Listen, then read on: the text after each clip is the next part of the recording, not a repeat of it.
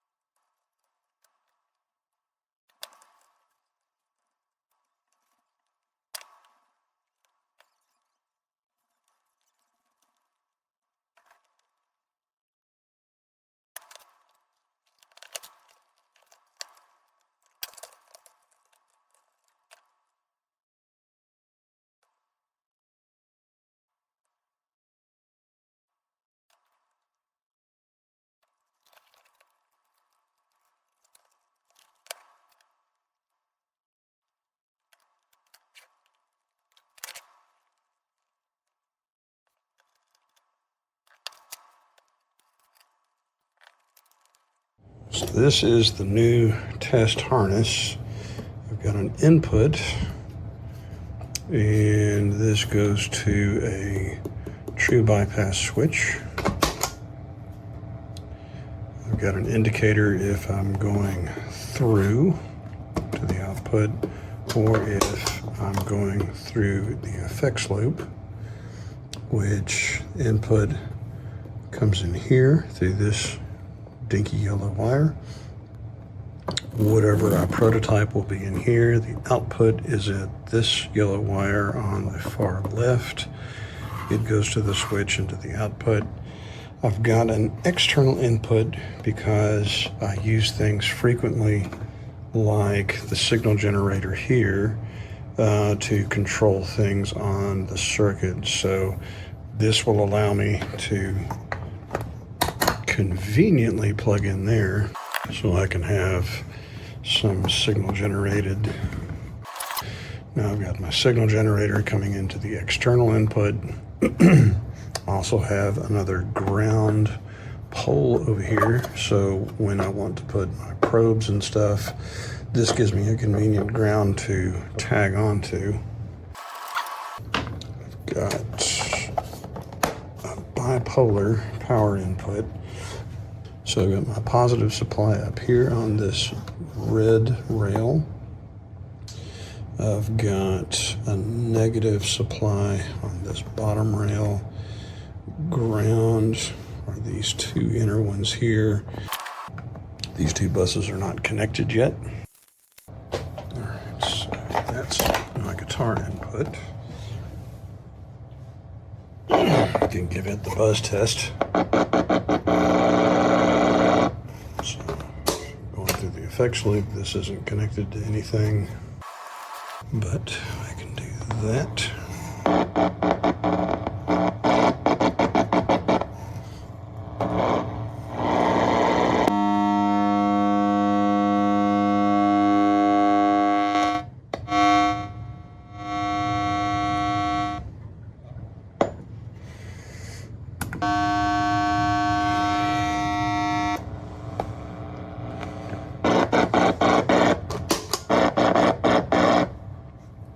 All right, we're off and running.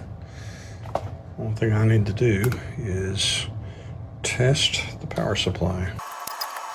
All right, so there's my ground. And use that guy, -9. This guy, +9. Make sure that the other half works there. Yes, it does. And +9. So I need to bridge those gaps right there. Then I can call this thing done.